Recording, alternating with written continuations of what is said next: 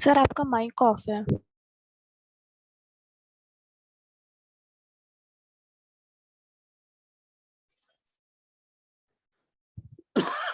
इतनी देर मैंने तो पूरा चैप्टर पढ़ा भी दिया, माइक ऑफ में ही चला गया। तो ये कह रहा था मैं कि पैरेलल प्लेट वाला एक सवाल कर रहे थे हम लोग, जिसमें प्लेट्स थे और फिर नंबर कर रहे थे। मेथड सीख गए? बहुत सिंपल सवाल होते हैं उसमें, ज्यादा यस नहीं। सर। जो सवाल उसमें से भी पूछा जाता वो भी यही बताता हूँ जो आएगा। लेकिन हमारा काम है हर तरह का एक दो प्रैक्टिस कर लेना, कोई सरप्राइज नहीं होना चाहिए लाइफ में। फिर भी नए सवाल हमेशा बनते हैं, इसलिए कॉन्सेप्ट पकड़ना जरूरी है कि कैपेसिटर का मीनिंग क्या है। तीन चीजें हैं इस कैपेसिटर में जो सबसे ज्यादा पूछी जाती है। कौन सा? पहला क्या था? एक कैपेसिटर C1 को V1 पे, C2 को V2 पे चार्ज करके आपस में जोड़ दो। याद आ गया क्या? फिर क्या होता था? एक कॉमन पोटेंशियल पे आ जाते थे और फिर क्या होता था? हीट भी बन जाता था उसमें। ये दो फॉर्मूले मेनली हमने बनाए थे, कॉमन पोटेंशियल और हीट का। याद आ गया? आप नहीं थे लास्ट क्लास में? क्यों? फिर करा था ये वीडियो वीडियो देखा था? है? देख लिया? सच बोलो, खा क्या रहे हो? क्या खा रहे हो? तो चबा क्या रहे हो फिर? इलायची?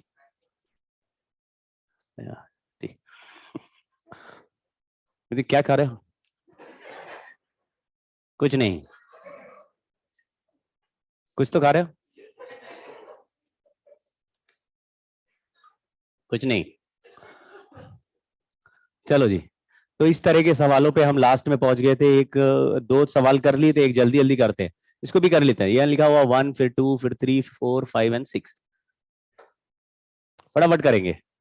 फिर ए को मैंने प्लस पॉजिटिव टर्मिनल मान लिया। ऐसा कोई जरूरी नहीं ए को पॉजिटिव ही मानना, बी को भी पॉजिटिव मान सकते हैं। जिसको पॉजिटिव माना उसके हिसाब से यहाँ पे नेगेटिव नेगेटिव कर दिया, नेगेटिव सामने पॉजिटिव, पॉजिटिव के सामने। ये मैं बहुत सेफ साइड के लिए चलता हूं, मतलब समझ रहे? ये बहुत ही ऊंचा स्टेप है। इसकी नॉर्मली हमें जरूरत नहीं पड़ती कि पॉजिटिव के पॉजिटिव दे दो, फिर नेगेटिव दे दो, और फिर पॉजिटिव के सामने वाले को नेगेटिव दे दो। इसकी जरूरत पड़ती नहीं है। लेकिन हजारों में से एक ऐसा सवाल होता है जिसमें चार्ज बैलेंस ही नहीं होता है। बैलेंस का मतलब है पॉजिटिव के सामने वाला प्लेट भी कैसा आ जाएगा? बैलेंस ही नहीं होगा, पॉजिटिव ही आ जाएगा। तुम कुछ भी करोगे वो पॉजिटिव ही बना रहेगा। तो तुम्हारे पास फिर चॉइस बचती नहीं है। ऐसे केस में अगर तुम फंस जाओ, यानी कि मजबूरी में अगर दोनों प्लेट पॉजिटिव ही आ गए, जैसे दोनों प्लेट ए से ही कनेक्टेड है, अब तुमने ए को प्लस लिया है तो ये भी पॉजिटिव ये भी पॉजिटिव, तो ऐसे में अगर कोई कैपेसिटर फंस जाए तो उस कैपेसिटर को आप सर्किट में फिर सॉल्व नहीं करना। क्यों? क्योंकि अगर दोनों दो प्लेट के एक ही टर्मिनल से जुड़ गए तो उनके बीच में पोटेंशियल डिफरेंस नहीं रहता, और जब पोटेंशियल डिफरेंस नहीं रहता तो ऐसे कैपेसिटर में चार्ज भी नहीं जाता। तो इसमें चार्ज ही नहीं जा रहा, उसको हटा देते हैं। समझ गए क्या? लेकिन इसमें ऐसा पॉजिटिव के सामने वाला प्लेट, अब ये नेगेटिव है, क्या ये ए से कनेक्टेड है? नहीं, तो फिर तो ये नेगेटिव रह ही सकता है। ये नेगेटिव है इसके सामने वाला, तो क्या ये ए बी से कनेक्टेड है? नहीं, तो ये समझ गए, जो आपस में कनेक्टेड वो कुछ भी हो सकता है। और भी गहराई है लेकिन हम उतना नहीं घुसेंगे। देखो, अब हम ए से स्टार्ट करते हैं, स्टार्टिंग फ्रॉम ए। कौन कौन से प्लेट ए से डायरेक्टली कनेक्टेड है? यहां लिख दिया 2, यहां लिख दिया 3, 2 के सामने और 3 के सामने। अब आप चेक करो इनमें से कोई बी पे तो नहीं जा रहा। कोई बी से कनेक्टेड है कि नहीं? 4 वाला है, बी से तो 5 वाला भी कनेक्टेड है। यहां दिख रहा है क्या 5? तो जो है उसी को बी में भेज दो। तो 4 वाले को ऐसे खींचा और यहां बी लिख दिया। समझ गए? दूर ले जाओ क्योंकि अभी ऊपर वाला सर्किट भी आएगा। ठीक, फिर 1 वाला किससे कनेक्टेड है? अब 1 वाला साउंड कम करना, साउंड कम करना।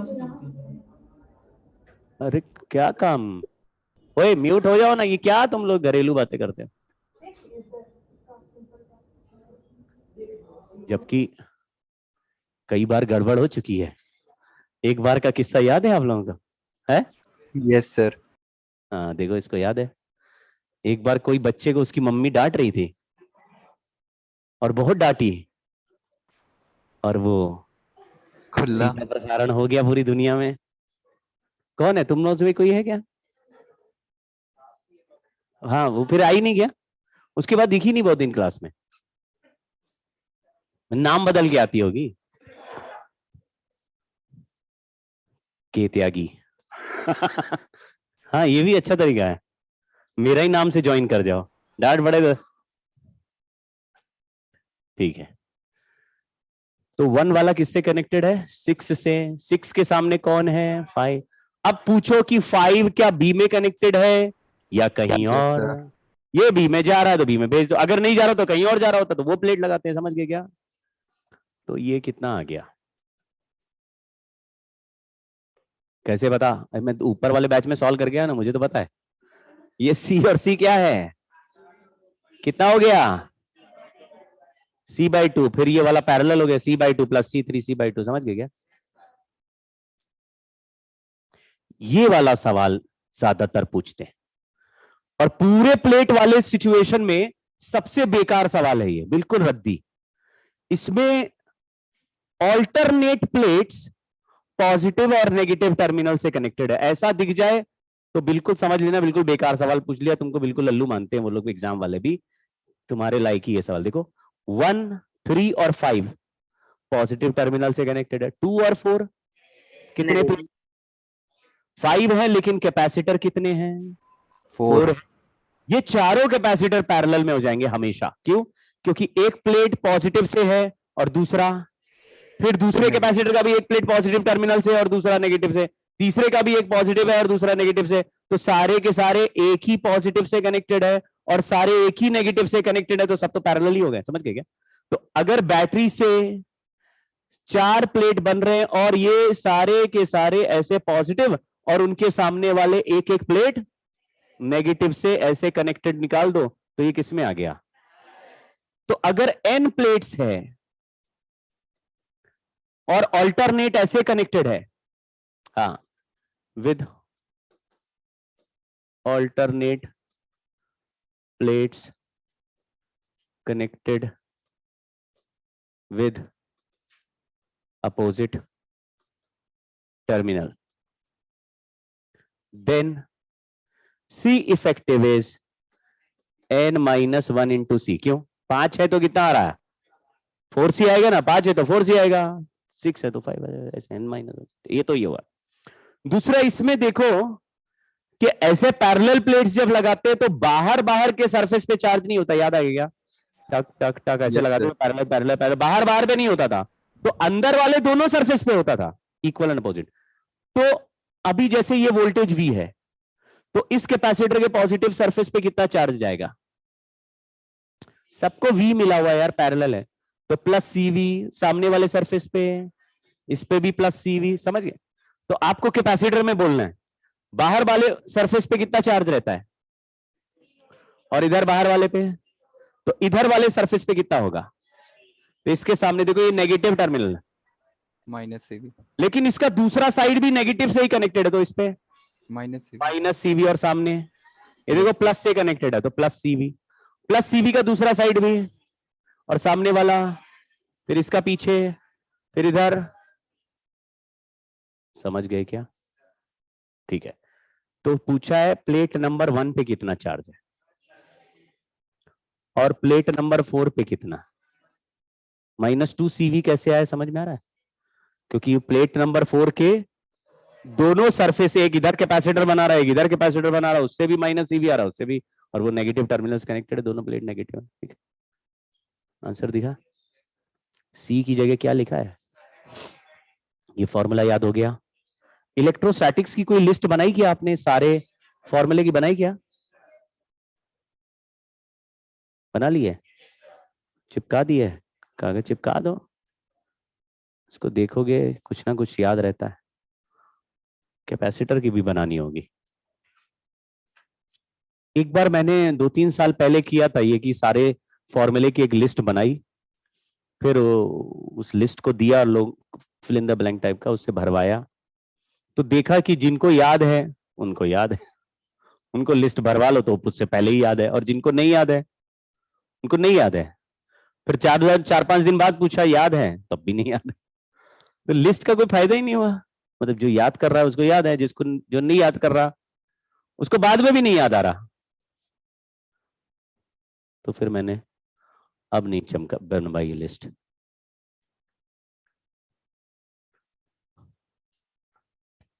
अब हम लोग तीसरा केस करेंगे आज। पहला केस था C1 V1 को C2 V2 से जोड़ो, सबसे इंपॉर्टेंट फॉर्मूला था। दूसरा कहानी था कि अगर एक कैपेसिटर को बैटरी से कनेक्ट करके उसमें स्लैब घुसा दें, या चार्ज करके बैटरी हटा के स्लैब घुसा दें, या बैटरी लगा के प्लेट के बीच का गैप इंक्रीज कर दे, या बैटरी हटाने के बाद गैप इंक्रीज कर दे। याद है क्या? कैपेसिटर में चेंज कर दिया तो उसमें वोल्टेज कितना हो जाता है, चार्ज कितना हो जाता है, कैपेसिटेंस और इलेक्ट्रिक फील्ड और एनर्जी स्टोर और फोर्स बिटवीन द प्लेट्स, ये 5-6 फॉर्मूले बनाए थे, याद है? तो 6 रिजल्ट थे एक केस में, 4 केसेस किए। इन केसेस पर बेस्ड सवाल भी ज्यादा पूछते हैं। तो पहले टाइप का सवाल सबसे बढ़िया कौन सा वाला ज्यादा आता है? C1 V1 को C2 V2 से जोड़ दो, ये सवाल ज्यादा आता है। दूसरा तरह में कैपेसिटर में कोई चेंज कर दो, या तो गैप बढ़ा दो या स्लैब घुसा दो, लेकिन ऐसा करते समय या तो बैटरी कनेक्टेड होगा या चार्ज करने के बाद बैटरी कनेक्टेड नहीं होगा। आप दिमाग में पिक्चर बनाए, ये वाले एग्जाम्पल 4 इंपॉर्टेंट है। और तीसरा सबसे इंपॉर्टेंट इसमें केस है जिसमें कैपेसिटर में स्लैब अब लगाएंगे, लेकिन स्लैब में भी कई सारे स्लैब लगाएंगे। तो पूरे कैपेसिटर के बीच में अगर एक स्लैब घुसा दूं तो उसका कांस्टेंट के कैपेसिटेंस से मल्टीप्लाई हो जाता है और कैपेसिटेंस का आंसर केसी हो जाता है। याद आ गया था क्या? अब हम क्या करेंगे, एक से ज्यादा स्लैब्स लगाएंगे। ये केस अब हमको पढ़ना। तो लिखा हुआ है space between plates is completely filled with dielectric slabs parallel to plates. तो देखो प्लेट्स कैसे है, प्लेट्स दिख गए, स्लैब देखो कैसे लगा रहे हैं, कैसा लग रहा है स्लैब? जैसा प्लेट था बिल्कुल उसके पैरेलल लगा रहे, टेढ़ा नहीं है स्लैब, बिल्कुल पैरेलल। दूसरा भी ऐसा ही, तीसरा भी ऐसा है। आ जाओ आ जाओ आ जाओ आ जाओ। 3 स्लैब्स हो गए पैरेलल पैरेलल।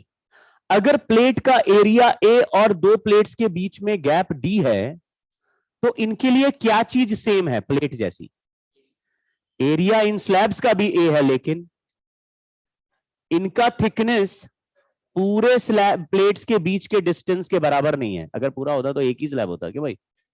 ठीक है, तो हमने ऐसा मान लिया कि एक स्लैब T1 थिकनेस का है, एक T2 थिकनेस का और एक T3 थिकनेस का। मतलब D का value T1 plus T2 plus T3 हो सकता है। अब मुझे C इफेक्टिव निकालना है। अगर एक ही स्लैब होता तो K इंटू C कर देते, कितने हो गए? 3 4 5 जितने भी हैं सब ऐसे लगे हुए। तो स्लैब अगर प्लेट के पैरेलल दिखे तो इसको करने के 2 मेथड्स हैं। एक मेथड जो सॉल्व्ड एग्जाम्पल दिया हुआ है NCERT में, ठीक है? तो मैं बताता हूं पहले वो सॉल्व्ड एग्जाम्पल, क्योंकि स्कूल में पूछा जा सकता है और डायरेक्टली भी आता है। तो वो सॉल्व्ड एग्जाम्पल भी करा देता हूं।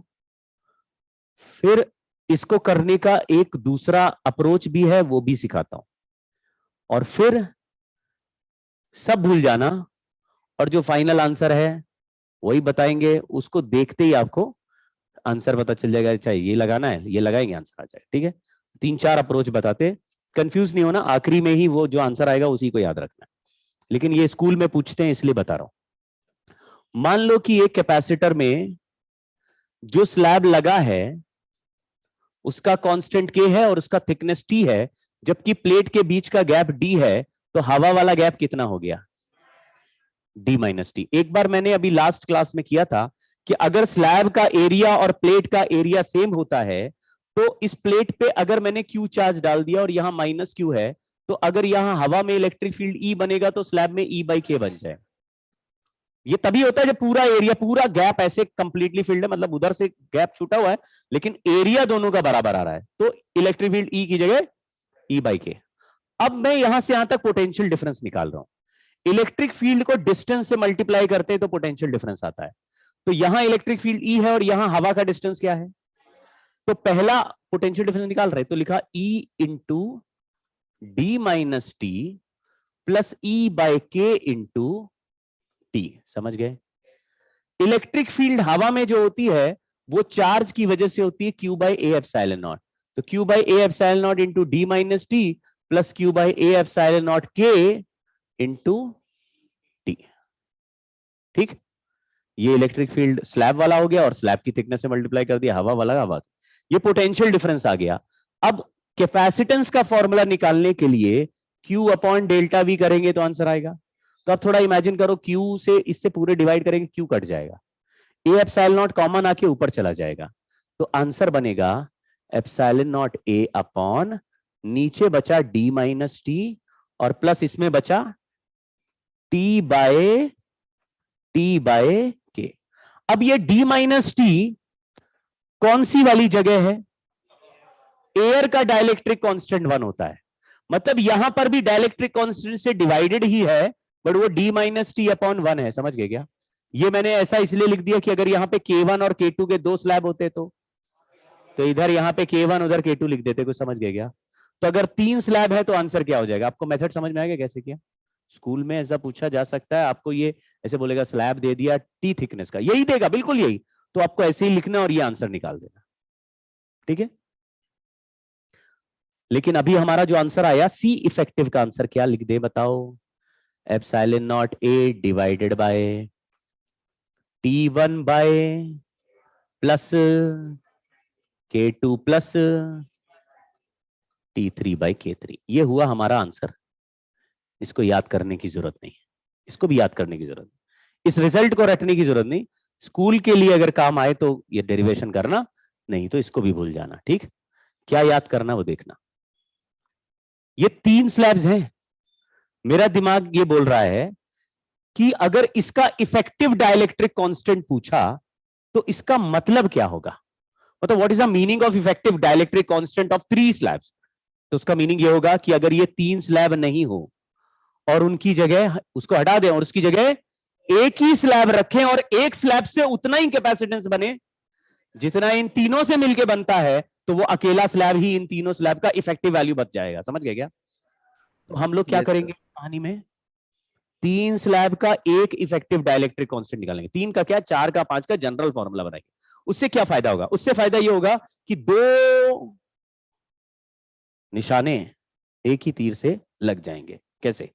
अगर सवाल पूछा इफेक्टिव डाइलेक्ट्रिक कांस्टेंट बताओ तो हम तो वही निकालने ही वाले हैं, और दूसरा अगर पूछा इफेक्टिव कैपेसिटेंस बताओ तो 3 मिला के अगर एक इफेक्टिव डाइलेक्ट्रिक कांस्टेंट बनाना सीख लिया तो केसी में लगा देंगे, आंसर आ जाएगा। कुछ समझे क्या? क्योंकि एक ही स्लैब होता है तो मुझे आंसर पता ही रहता। समझे क्या? तो हमारा दोनों काम करेगा, इसी से बनेगा मिलता जुलता, लेकिन 2 रिजल्ट याद नहीं करना। तो इसको याद नहीं करना, उसको याद करना, उससे दोनों काम हो जाएंगे। अच्छा, इफेक्टिव डाइलेक्ट्रिक कांस्टेंट फॉर्मूला लिख रहा हूं, कैसे आया आप लोग इमेजिन करना। इफेक्टिव डाइलेक्ट्रिक कांस्टेंट के इफेक्टिव का आंसर लिखना है T1 plus T2 plus T3 upon T1 by K1 plus, ये हमारा आंसर हो गया। एक हिंट और देता हूं, एक बार हम बचपन में यानी क्लास 11th में पढ़ रहे थे हीट ट्रांसफर, एक चैप्टर होता है हीट ट्रांसफर में कंडक्शन पढ़ रहे थे, कंडक्शन, कन्वेक्शन और रेडिएशन। पहला पार्ट था कंडक्शन, यानी कि हीट ट्रांसफर हो रही थी रॉड के थ्रू एक एंड से दूसरे एंड।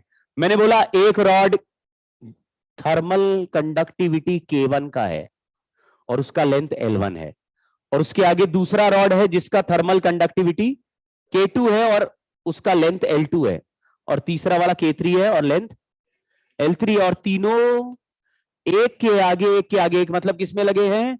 सीरीज में लगे हैं, सीरीज में लगे हैं। तो इफेक्टिव थर्मल कंडक्टिविटी का यही फॉर्मूला है, यही है, बिल्कुल यही लिखना है। लेकिन T की जगह क्या है?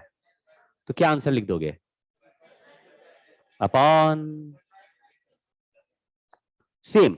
तो हमने बोला same result for effective thermal conductivity. यहां लिखने से फायदा यह हो गया कि अगर आप याद कर रहे हैं, इसको रिवाइज करेंगे तो आपको यह भी याद आ जाएगा कि इफेक्टिव थर्मल कंडक्टिविटी भी रिवाइज हो गया। और सवाल 2 में से दोनों जगह का मतलब सवाल पूछा जा सकता है। ये पूछेंगे तो वो नहीं पूछते, वो पूछते हैं, काफी पूछते हैं, दोनों में से ये हो गया। अब ये आया कैसे उसको देख लेते फटाफट, और इसका थिंकिंग भी वही है।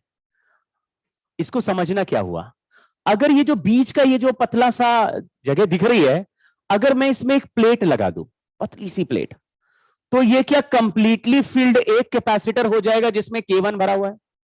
नहीं हो जाएगा। अगर यहां प्लेट लगा दो तो ये कंप्लीटली फिल्ड एक कैपेसिटर हो गया, यहां भी प्लेट लगा दे तो ये 3 कंप्लीटली फिल्ड कैपेसिटर्स हो गए, और ये तीनों कैपेसिटर किस में हो गए? देखो यहां पे, यहां से यहां तक अगर वोल्टेज V लगाएंगे तो इसको V1 मिलेगा, इसको V2, इसको V3। वोल्टेज किस में ब्रेक होता है? सीरीज में वोल्टेज आपस में डिवाइड हो जाते हैं। तो आपको ऐसा लगेगा कि एक कैपेसिटर जो कंप्लीटली फिल्ड है वो K1 वाला है, और उसके आगे एक कैपेसिटर जो कंप्लीटली फिल्ड है वो K2 वाला है, और उसके आगे जो कंप्लीटली फिल्ड है वो K3 वाला है। तो ये C1 अलग से निकाल सकते क्या? एक बार कोशिश करते हैं। अगर कोई बोलता है केवल C1 का वैल्यू बताओ, तो epsilon naught K1 A by D। कुछ समझे क्या? बहुत मुश्किल बात लिख दी लग रहा। Epsilon naught K A by D लिखा है, D की जगह क्या लिख दिया? क्योंकि इसका थिकनेस तो T1 ही दिया था ना। तो ये तो सिंपल फॉर्मूला क्यों लगा दिया? क्योंकि हमने केवल इतने का ही कैपेसिटर लिखा है, और इतने का ही लिखेंगे तो कंप्लीटली फील्ड है, कंप्लीटली फील्ड में तो एक ही के मल्टीप्लाई करते हैं, और उसके आगे वाला C2 हो जाएगा, उसके आगे वाला। अब बताओ तीनों सीरीज में तो इफेक्टिव सी कैसे निकालते हैं? 1/C, समझ गया ना? तो ये उल्टा चला जाएगा, उल्टा चला जाएगा तो ये पूरा नीचे आ जाएगा, तो ये T1 बाय K1 और T2 bye K2, T3 by K3 नीचे आ जाएंगे। तो ये जो पिछला पेज में ये जो रिजल्ट लिखा है, ये सीरीज को सॉल्व करने से ही आ जाता है, सीरीज को सॉल्व करने से आ जाता है। तो मतलब एक तरीका तो मैंने ये डिराइव कर दिया, लेकिन अगर आप कहते नहीं हम तो वैसे ही सॉल्व करना चाहते हैं कैपेसिटर टू बगैर, तो जितने स्लैब्स ऐसे दिखे आप सबको उधर से चार्ज आ रहा है, इधर जा रहा है, यानी बीच में से सेम चार्ज फ्लो करते हुए जा रहा है, तो सब किस में आ गए? सीरीज में आ गए। वोल्टेज सबके सेम होना जरूरी नहीं, चार्ज से तो सीरीज मान सकते हैं। ठीक है, के इफेक्टिव का आंसर भी याद कर लो। अब मैं लिख देता हूं स्पेशल केस। स्पेशल केस हमारा फेवरेट होता है, 2 के लिए लिखते हैं। तो अगर K1 एंड K2 का सेम साइज है, मतलब 2 ही हैं, 2 बस 2 ही है, और वो भी सेम साइज, 2 स्लैब्स ओनली, तो K इफेक्टिव का आंसर क्या हो जाएगा? इसी में देखो, T1 भी T है, T2 भी T है, और ये भी T है, और ये भी T है, तो क्या आंसर आएगा? आंसर लिख देता हूं, आप सॉल्व करके देख लेना।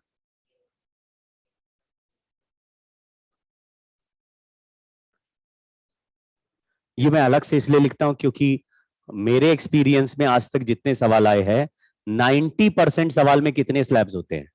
2, और दोनों का साइज कैसा होता है?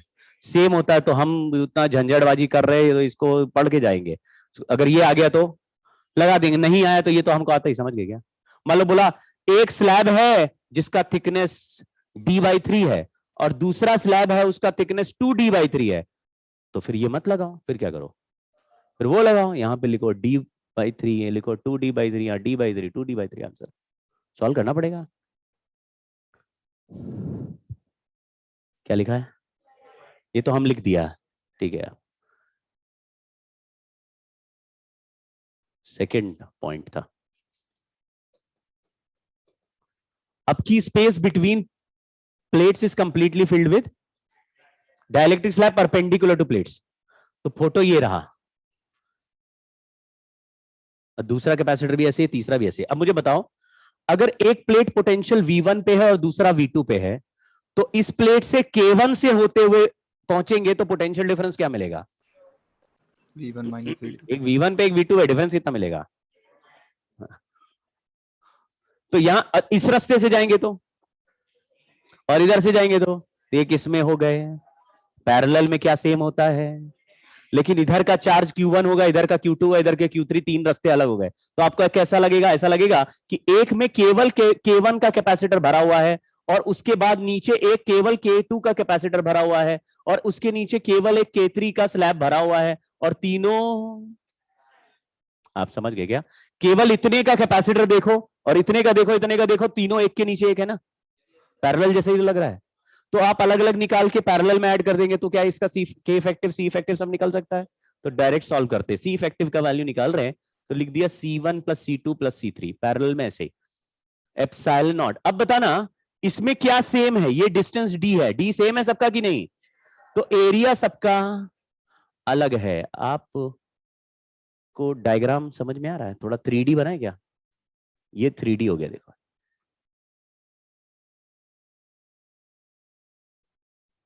तो आपको अभी क्या K1 वाला स्लैब दिख रहा है? देखो ये K1 वाला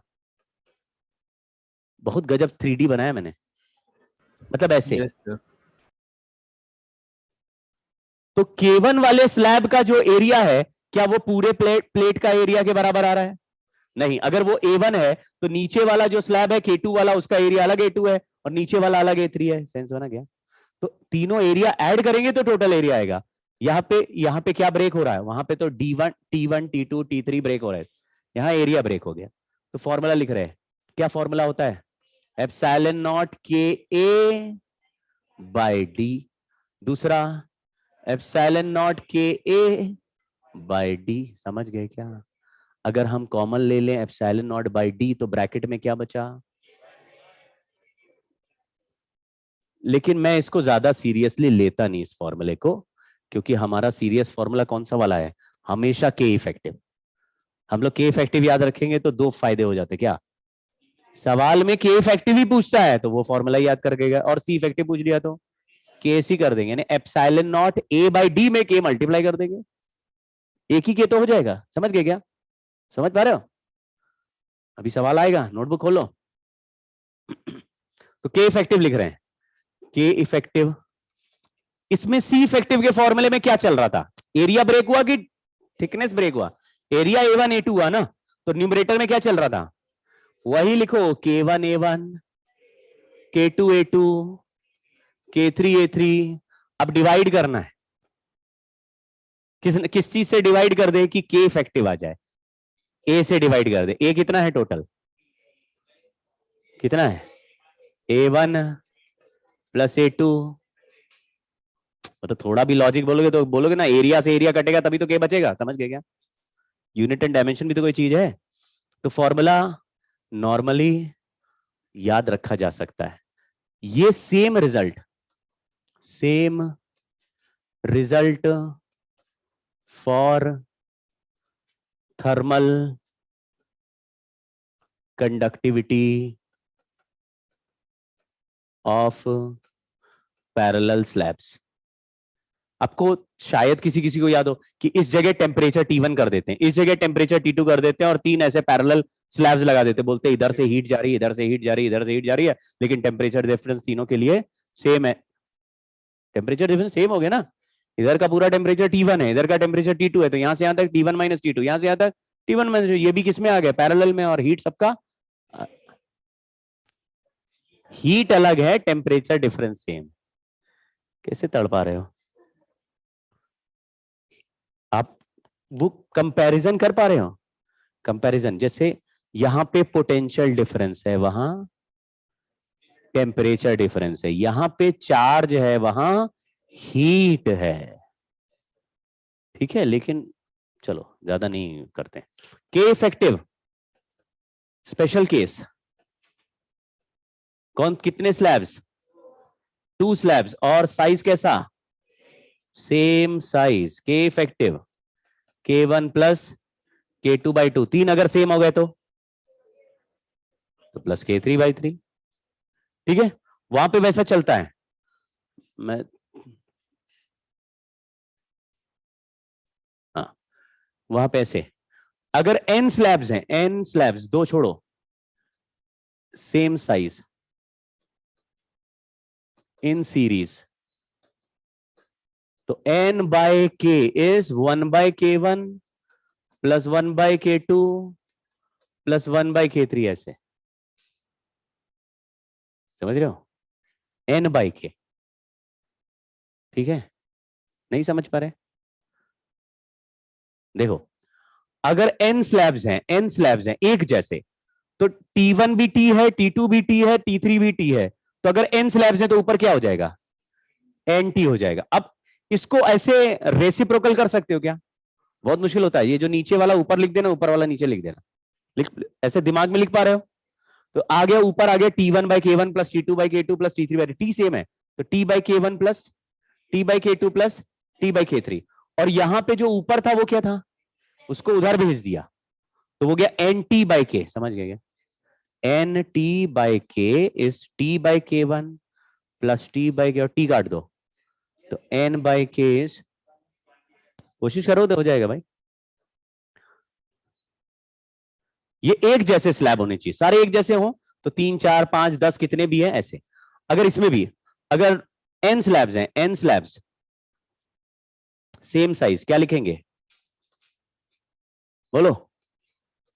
K1 प्लस K2 प्लस और ऐसे करा डिवाइडेड बाय n। ये फीलिंग दे रहा है सीरीज, रेजिस्टेंस सीरीज में हो वैसी, वो फीलिंग क्या दे रहा है? पैरेलल हो। मैं दिमाग में प्रेशर डालना नहीं चाहता, लेकिन ये आप देख चुके हैं पहले कहीं, मतलब सर थर्मल कंडक्टिविटी में देखे, नहीं नहीं वो नहीं बोला, कहीं और भी सोचो। एक बार बचपन में हम वो पढ़ रहे थे बहुत शुरुआत में, बोलो कौन सा चैप्टर शुरुआत में? काइनेमेटिक्स। काइनेमेटिक्स में वहां पे ना एक ऐसा कहानी आई पहली क्लास में काइनेमेटिक्स की, जब हाँ Velocity. एवरेज वेलोसिटी आ गई। मैंने बोला अगर इक्वल डिस्टेंस चलेंगे, इक्वल डिस्टेंस चलेंगे, जैसे 1 किलोमीटर V1 से चले, फिर 1 किलोमीटर V2 से चले, फिर 1 किलोमीटर V3 से चले, तो n टाइम्स ऐसे चलते रहे। 1 किलोमीटर V1, फिर नेक्स्ट किलोमीटर V2, फिर नेक्स्ट किलोमीटर V3, तो n by V average equal to 1 by V1 plus 1 by V2 plus 1 by, ऐसे बनेगा। और अगर बराबर टाइम पे चलते रहे तो यदि 1 घंटा V1 से चले, फिर 1 घंटा V2 से चले, फिर 1 घंटा V3 से चले, खेल समझे क्या? तो फिर आंसर आता V1 plus V2 plus V3 जितना भी है डिवाइडेड बाय एवरेज का फॉर्मूला, एवरेज सेम। बिल्कुल सही कह रहे हो, वहां पे दो बराबर थे, याद है? दो बराबर इंटरवल होंगे तो 2V1 V2 upon V1 plus V2, और दो बराबर टाइम इंटरवल थे तो V1 प्लस V2 बाई 2। ऐसा काइनेमेटिक्स में आया था, बिल्कुल सेम रिजल्ट है ये।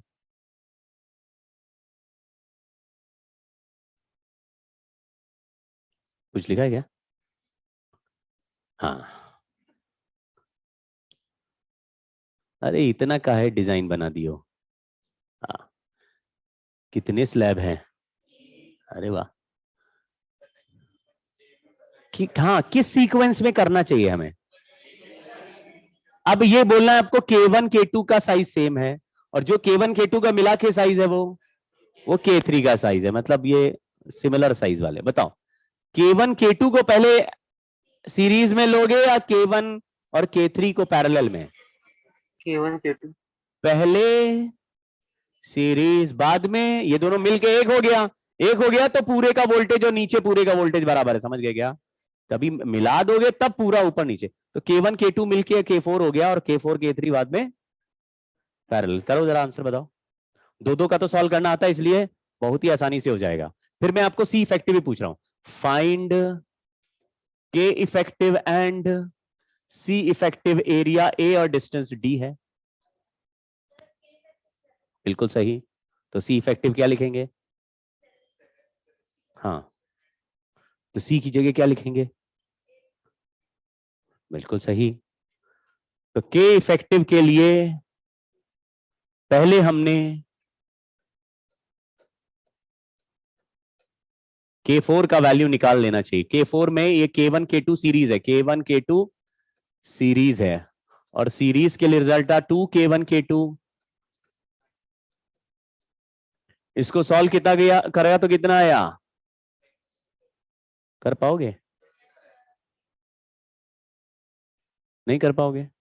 कितना आया? कहाँ आया देखो?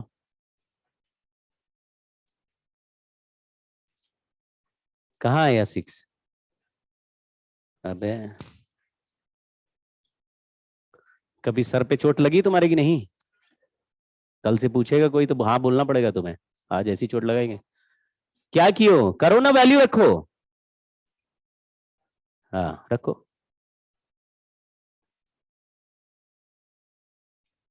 करो। नहीं नहीं करो वैल्यू में। कैसे? नहीं कैसे हुआ ये 12 कैसे आया नीचे? तो फिर वो कैसे आया 6? तुम लिखो ना, नंबर तो लिखो। हाँ हाँ हाँ।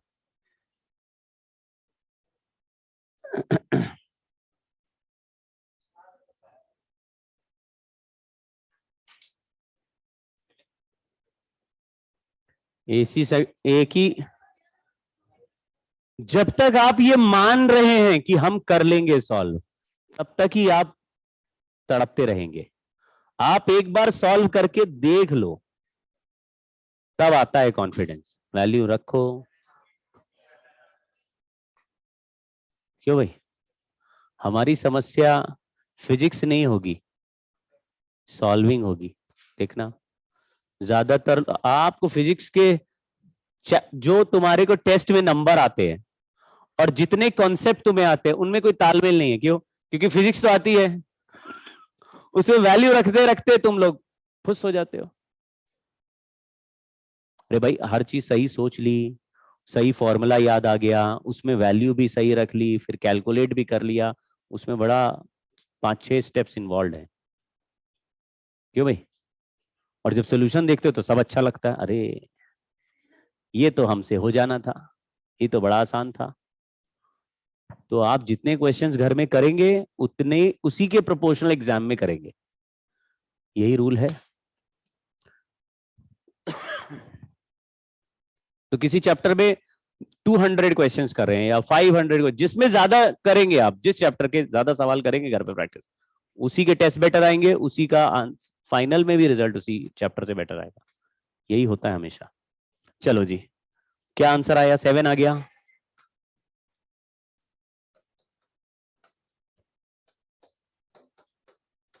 सी इफेक्टिव कितना हो गया?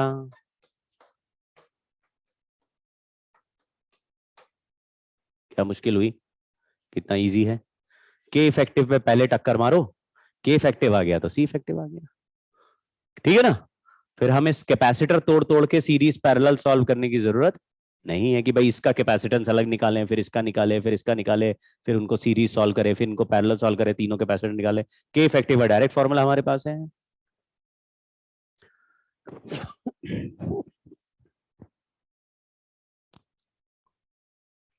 पढ़ो जरा, ये थोड़ा चैलेंजिंग सवाल है, मतलब थोड़ा पेशेंस रखिएगा, हो जाएगा आपसे, पेशेंस रखना है ना। ऐसे फटफट नहीं, क्योंकि 3 ऑप्शन में अलग चीजें पूछ रहा है। इस सवाल से 1-2 लॉजिक भी सीखेंगे हम थोड़ा। एक प्लेट है जिसमें स्लैब थोड़े जगह पे भरा हुआ है, बोल रहा है ये एरिया 1/3 है, और नीचे कुछ नहीं भरा हुआ है, मतलब वो क्या है? एयर है। वहां पे कितना एरिया है? 2a/3। प्लेट्स आपको दिख रहे? प्लेट्स दिख रहे हैं क्या आपको? ठीक है, ये दोनों 2 कैपेसिटर्स हो गए, ये ऊपर वाला स्लैब हो गया, ये अलग कैपेसिटर हो गया, नीचे वाला अलग हो गया। क्या अलग अलग कैपेसिटेंस निकाल सकते हैं इनका? जैसे केवल इसका निकालना हो तो क्या लिखेंगे? इसको मैं C1 लिख देता हूं, इसको C2 लिख देता हूं, बोलो। फॉर्मूला जो होता है वही लगाना है। लिखो लिखो लिखो, नोटबुक होगा, सब लोग करो भाई, आप लोग भी करो सब। ये जो ऊपर का कैपेसिटेंस है C1 वो पता लगाओ, और नीचे का C2 अलग से। और ये दोनों किस कॉम्बिनेशन में है? पैरेलल में। इफेक्टिव कैपेसिटेंस कैसे निकालते हैं? अरे कैपेसिटेंस पूछा भाई। C1 + C2, C1 + पैरेलल में कैसे निकालते हैं? सीधा ऐड कर देते हैं। तो C1 और C2 पहले पता लगाओ।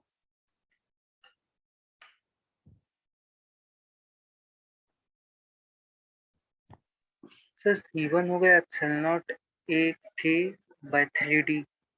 C1 का वैल्यू हो गया ε0 Ka/3D। और C2 का वैल्यू क्या हो गया? 2ε0 Ka/3D। तो C1 + C2 का वैल्यू क्या हो गया?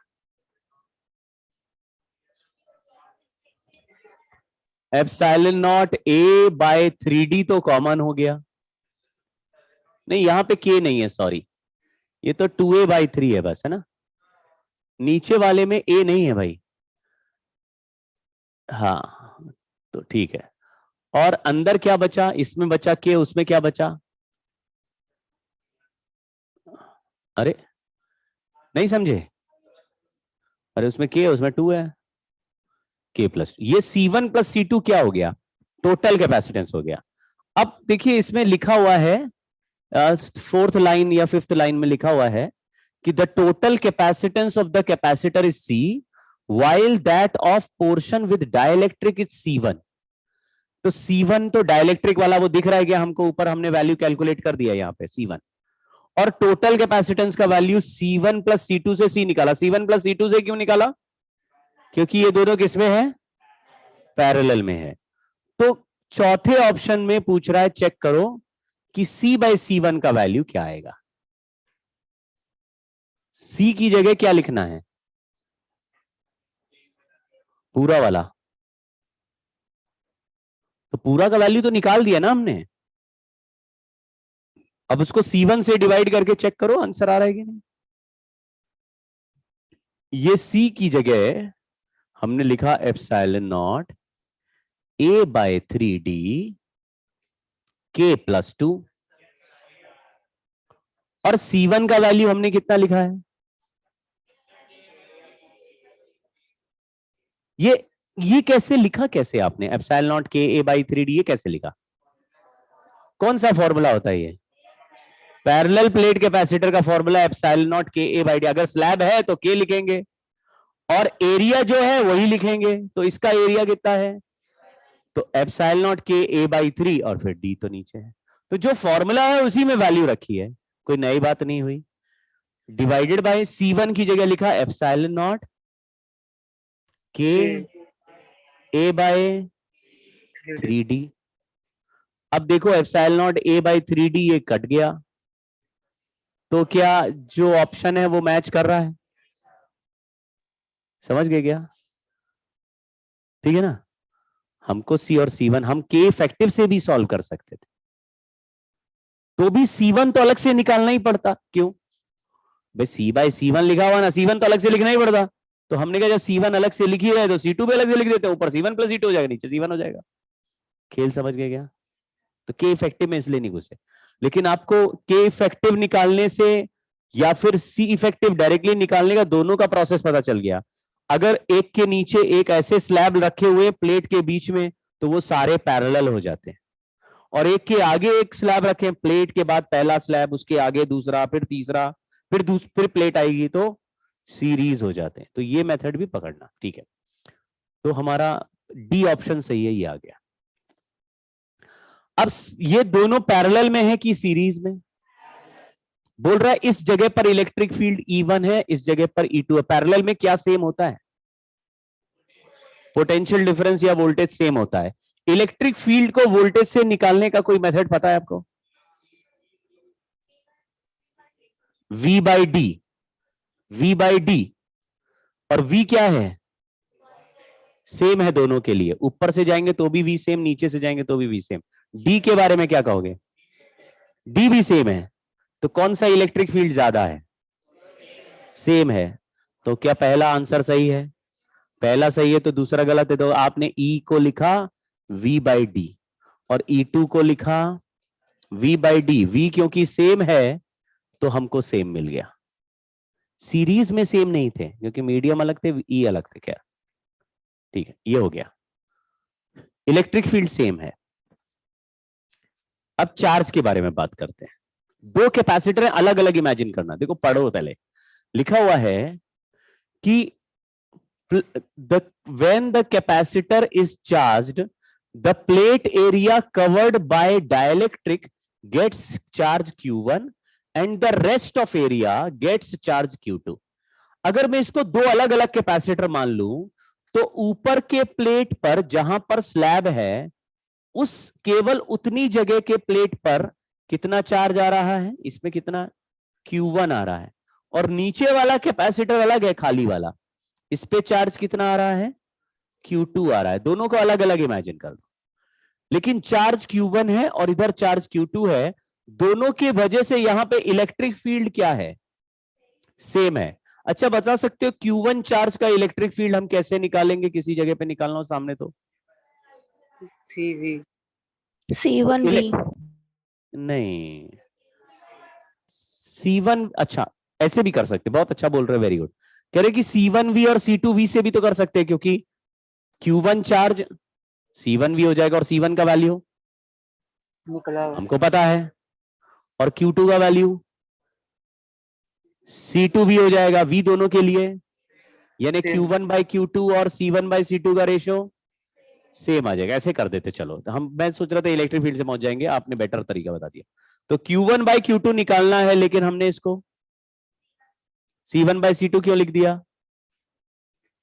क्योंकि पैरेलल में वोल्टेज सेम है, तो V कट जाएगा, C1V C2V।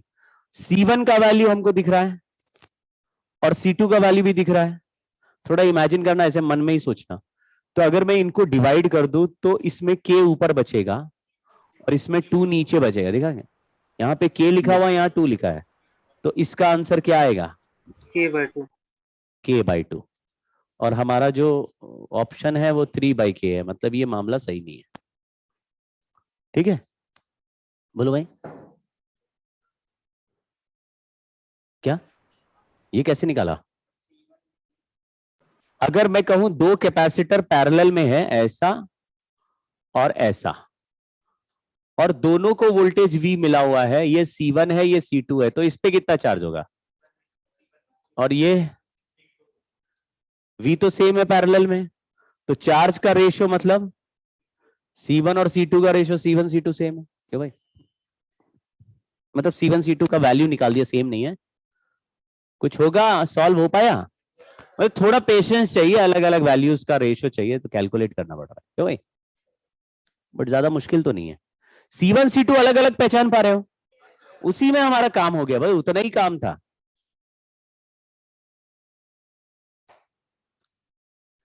इसमें प्लेट्स ऊपर नीचे है, ये किस में आ गए? ये तीनों प्लेट्स ऊपर नीचे हैं, सब पैरेलल है। पैरेलल में कैसे ऐड करते हैं अगर तीनों सेम साइज के हो तो?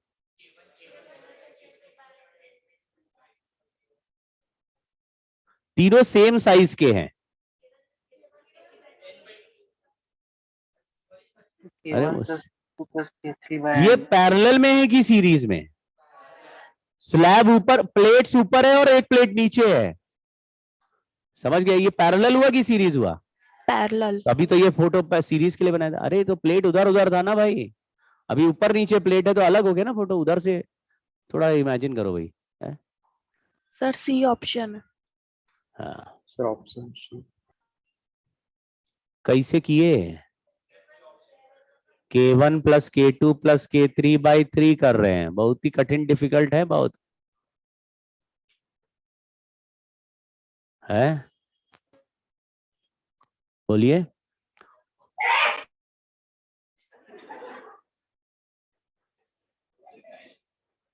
किसके घर से चिल्ला है भाई? कोई छींका किसी ने? ओ, छींकने से पहले कोई अनम्यूट हुआ, छींका फिर म्यूट। हाँ बोलो भाई।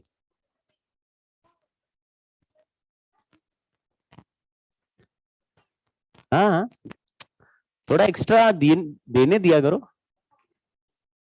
हाँ, इसमें कभी कंफ्यूज नहीं होना, कभी ना कभी एक्स्ट्रा इंफॉर्मेशन सवालों में रहती है, कभी एरिया एक्स्ट्रा दे देते हैं, कभी डिस्टेंस एक्स्ट्रा दे देते हैं, समझ गए? जैसे हम किचन में खाना बनाने गए तो जितना भी मसाले सभी डाल दोगे क्या? शक्कर, नमक, पापड़, चाय की पत्ती, सब डालोगे? आज छोले बनाएंगे, जिसकी जरूरत है डालो। ये सवाल में स्टार बना हुआ, हालांकि एक तरीके से आंसर आता है, लेकिन वो तरीका गलत है। जो सही तरीका, इसलिए मैंने ये सवाल आपको सामने रखा है कि इसमें ना देखो, प्लेट्स ये दोनों है, ठीक? तो K1 K2 सीरीज हो सकता है, K3 K4 सीरीज हो गए बाद में। एक तरीका तो ये है। दूसरा तरीका ये भी तो हो सकता है कि K1 K3 पैरेलल और K2 K4 पैरेलल बाद में सीरीज। तो कौन सा सही है? दोनों सही नहीं है, दोनों से आंसर नहीं आएगा, ठीक है? और सेकंड वाले से ये आंसर आएगा, ये वाला, लेकिन ये आंसर गलत है। पहला मेथड ही सही है। पहला मेथड क्यों सही है, ध्यान से देखना। जब हमने बोला K1 K2 सीरीज है, क्योंकि ये दोनों प्लेट्स हैं, अगर एक प्लेट का पोटेंशियल V1 है और दूसरे मतलब यहां मान लो 10 वोल्ट है, इसका पोटेंशियल डिफरेंस इन दोनों प्लेट का 10 वोल्ट है, तो K1 पे जो वोल्टेज होगा और K2 पे वोल्टेज होगा उसको ऐड करेंगे तो 10 वोल्ट आ जाएगा क्या? मतलब सीरीज में क्या होता है, सीरीज में जितने की कैपेसिटर होते हैं सबके वोल्टेज ऐड कर दो तो अगर मैं K1 का वोल्टेज और K2 का वोल्टेज ऐड कर दूं तो 10 वोल्ट आएगा कि नहीं आएगा? आएगा। ऐसे K3 K4 का भी ऐड कर दे तो 10 वोल्ट आएगा। मतलब इन दोनों को भी सीरीज लेना पड़ेगा, इन दोनों को भी, बाद में ऊपर वाला पूरा 10 पे, नीचे वाला भी 10 पे, तो फिर दोनों सेम हो गया, वोल्टेज पैरेलल हो गया। लेकिन ये दोनों मीडियम्स अलग हैं और ये दोनों मीडियम्स भी अलग हैं। अगर इस मीडियम में एंटर करेंगे तो इलेक्ट्रिक फील्ड अलग मिल सकता है, इसका इलेक्ट्रिक फील्ड अलग मिल सकता है। मान लो ये E1 है, ये E3 है, और दोनों का थिकनेस बराबर है। पोटेंशियल डिफरेंस का फॉर्मूला बोलो, E इंटू डी। अगर ऊपर का इलेक्ट्रिक फील्ड अलग है और डिस्टेंस D है, नीचे का इलेक्ट्रिक फील्ड भी अलग है और डिस्टेंस D है, तो क्या ये जरूरी है इनका पोटेंशियल डिफरेंस सेम हो? अगर पोटेंशियल डिफरेंस सेम नहीं है तो ये दोनों पैरेलल लिए जा सकते हैं क्या? नहीं। आप समझे पैरेलल में क्या पंगा है? पैरेलल तभी हो सकता है जब पोटेंशियल डिफरेंस सेम हो। अब पोटेंशियल डिफरेंस तो सेम नहीं है, क्योंकि ऊपर का मीडियम अलग है तो इलेक्ट्रिक फील्ड अलग होगा, नीचे का मीडियम अलग है तो इलेक्ट्रिक फील्ड अलग होगा। ऐसे यहां पर भी, जैसे अगर मान लो ये 2 वोल्ट है, मान लो ये 2 वोल्ट है और ये 8 वोल्ट है, दोनों मिला के कितना हो रहा है? ये 3 वोल्ट है और 7 वोल्ट है, ये दोनों मिला के क्या हो रहा है? समझ गए ना? सीरीज पैरेलल तो हो रहा है क्योंकि दोनों मिला के 10 वोल्ट हो रहा है, लेकिन क्या 2 और 3 वोल्ट वाले पैरेलल हो सकते हैं? आप समझ गए क्या? इसलिए अवॉइड करना है। ऐसे 4 आएंगे तो पहले series, first series, then parallel. ये उन्होंने सॉल्व करा, पहले पैरेलल, ये सवाल किसी एग्जाम में आया, और फिर सीरीज, बाद में पोपट हो गया क्योंकि तरीका सही नहीं, तो फिर बोनस हो गया ये सवाल। ठीक है, अच्छा तो सॉल्व कर लेते हैं। तो सीरीज को कैसे सॉल्व करते हैं? सेम साइज है तो 2k1 k2 अपॉन और 2k3 k4 अपॉन और डिवाइडेड बाय, क्यों? बाकी फिर भी दोनों मिला के सेम साइज हो गया, a प्लस बी बाई 2, यही तो कर रहे थे हम लोग।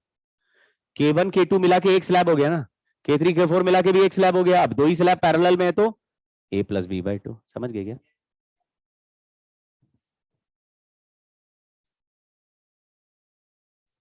तो ये है, तो ऑप्शन है क्या?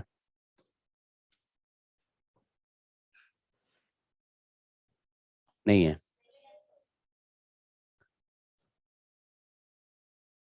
नहीं है, नहीं बन रहा ऑप्शन, ये वाला तो नहीं है। इसमें कर देंगे, देखो इसमें ये K2 का स्लैब है और यहां पूरा ये साइड में K1 है, इसको यहां से ऐसे काट देता हूं तो ये वाला स्लैब ऊपर की जगह में क्या हो गया? ये क्या हो गया? और ये वाला क्या है? अब ये पूरा और ये दोनों का वोल्टेज, समझ गए क्या? ये दोनों को अगर सीरीज में ऐड कर दे तो पूरा वोल्टेज नीचे के पूरे वोल्टेज के बराबर हो जाएगा कि नहीं? तो पहले क्या है?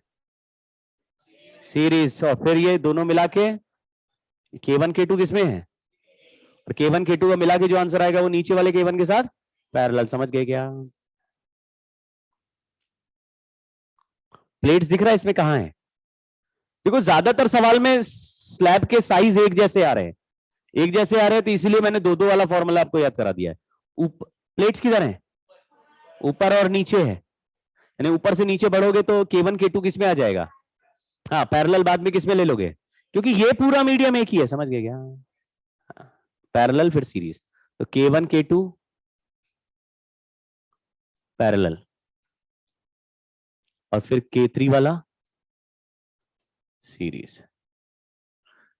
मतलब कर लेना आप लोग, मैं छोड़ दे रहा हूं, आप करके सॉल्व करके मैच कराना आंसर आ रहा है कि नहीं। ठीक है, अब मोस्टली जो normal level of this chapter है वो फिनिश हो गया। इस चैप्टर के अभी 1-2 पार्ट और है, जैसे एक पार्ट है आरसी सर्किट, आर यानी रेजिस्टेंस, सी तो एक ही सर्किट में रेजिस्टेंस भी कनेक्टेड होगा और कैपेसिटर भी कनेक्टेड होगा, और फिर सर्किट के बारे में सवाल बनाते हैं, वो हम लोग पढ़ेंगे रेजिस्टेंस के बाद। ठीक है, उसमें 2 हिस्से बनेंगे, एक हिस्सा होगा जो नीट लेवल पे होगा और एक हिस्सा जो उसमें काफी अलग होता है, मतलब जेई में उस पर बेस्ड काफी डिफिकल्ट सवाल बन सकते हैं, लेकिन नीट में स्ट्रेट फॉरवर्ड सवाल ही बनते हैं। इसलिए हम लोग फिर 2 पार्ट कर देंगे और एक एडवांस क्लास करेंगे। कैपेसिटेंस में भी एक एडवांस क्लास करेंगे, क्योंकि कैपेसिटेंस में ये जो बीच में डाइलेक्ट्रिक स्लैब भर रहे हैं ये हमने सीधी सीधी भरी है, K1 K2 K3 प्यारा चल रहा है सीधा सीधा, तो मामला बिल्कुल इजी है। लेकिन बहुत बार ऐसा होता है कि वेरिएबल डाइलेक्ट्रिक कांस्टेंट का स्लैब भर देते हैं, यानी डाइलेक्ट्रिक स्लैब भर दिया, इधर उसका वैल्यू 2 है, फिर 2.1 2.2 2.3 ऐसे बढ़ते बढ़ते यहां पहुंचते पहुंचते 4 हो गया, समझ गए ना, बीच में बदल गया, ऊपर से नीचे बदल गया, कोई फंक्शन दे दिया, कुछ भी ऐसे उल्टा सीधा कर दिया। हाँ, तो ये केवल एडवांस में बात बनती है, मेंस में भी नहीं बनती, ठीक है, और नीट में तो बनती नहीं। तो हम इसके लिए एक एडवांस क्लास करेंगे जो जेई वाले केवल अटेंड करेंगे, वो किसी को और किसी को, नीट वालों को नहीं करना। आरसी सर्किट में भी एक होता है नॉर्मल फॉर्मूला और एक होता है पूरा खतरनाक एनालिसिस, तो वो खतरनाक एनालिसिस एडवांस में जाएगा, नॉर्मल फॉर्मूला जेई और नीट में जाएगा। तो फॉर्मूले में बता दूंगा, आपको उतना ही करना है, तो हम नॉर्मल क्लास में करेंगे। बाद में सिमिट्री के लिए सर्किट सॉल्विंग का जो अभी मैं मेथड बता रहा हूं, ये मेथड रेजिस्टेंस वाले सर्किट में ज्यादा काम आएगा, लेकिन इसको अभी बताने का मतलब ज्यादातर टीचर उसको रेजिस्टेंस वाले सर्किट वाले चैप्टर में ही बताते हैं, रेजिस्टेंस वाले में। उसका रीजन ये होता है कि वहीं पे ज्यादा है, वहां पे ज्यादा सर्किट है, वहां पे सर्किट सॉल्विंग ही पूरा दुनिया चल रही है। लेकिन क्या होता है कि अभी ये सवाल छोड़ने पड़ जाएंगे आपको, तो मैं चाहता हूं कि आप इस चैप्टर के सवाल करें तो इससे जो सॉल्व हो रहे हैं वो आप सॉल्व कर पाए, आगे जाके फिर पीछे नहीं लौटता कोई। जब रेजिस्टेंस वाले चैप्टर में तुम लोग चले जाते हो तो पीछे वापस कैपेसिटर में लौट के आना मुश्किल होता है, क्योंकि उसी का बर्डन चल रहा है। इसलिए इसको देख लो, 2 मिनट में आपको खेल समझ में आ जाएगा क्या हो रहा है। यहां पे एक सर्किट बना हुआ है और कभी सर्किट में ऐसे टर्मिनल्स दे दिए हैं, ये टर्मिनल्स ए और बी यहाँ पे मेंशन्ड है, मतलब लिखा नहीं है लेकिन मान लो कि एक टर्मिनल ए है एक बी है। टर्मिनल्स का मतलब होता है अगर इस सर्किट में बैटरी लगाएंगे तो बैटरी कहां पे कनेक्ट होगी, एक टर्मिनल उसका पॉजिटिव टर्मिनल ए पे लगाएंगे तो नेगेटिव वाला बी पे, उल्टा। तो आपको कभी भी इफेक्टिव कैपेसिटेंस पूछने का सवाल में ऐसा सर्किट बना हो,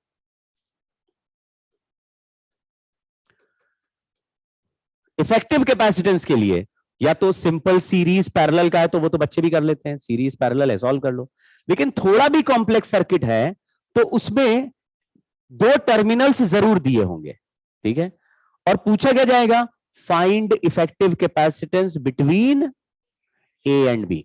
आपको याद है प्लेट प्लेट प्लेट प्लेट और ए और बी लिखा था, और हमें इफेक्टिव कैपेसिटेंस किसके बीच में पूछ रहा था, तो हमने ए से स्टार्ट करते थे, सर्किट बनाते थे और कहां खत्म हो जाता था, और फिर हम इफेक्टिव कैपेसिटेंस ए और बी के बीच में निकालते। तो हमेशा 2 टर्मिनल्स मेंशन होंगे, उसके बीच में ही निकालना है।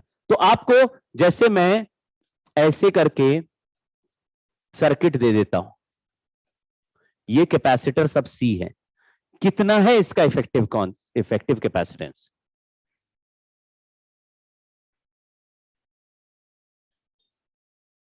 कितना है इसका इफेक्टिव कैपेसिटेंस, क्यों 0 है? हाँ, हमेशा रुक जाओ और पहले पूछो कि ए और बी कहां है, समझे क्या लल्लू लाम, मैंने ए और बी दिया क्या, नहीं दिया तो तुम कहां किसके अक्रॉस निकालने लगे, समझ गए क्या?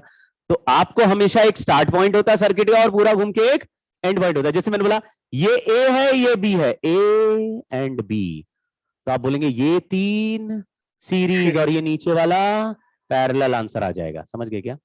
तो ये C/3 हो गया, C हो गया, 3C/4 हो गया, मतलब C + C 4C/3 हो गया। देखो C और C सीरीज, C/3 नीचे वाला C पैरेलल में तो C + C/3 4C/3। लेकिन अगर B को उठा के मैं यहां लिख दूं तो, अरे कहां है, बीच में ब्रिज तो है ही नहीं, विड्थ सो नो ब्रिज, तो ये रास्ता सीरीज, ये रास्ता बाद में, ये तो ये हो गया C/2 C/2 C हो गया, समझ गए क्या? तो आंसर 4C/3 है कि C है?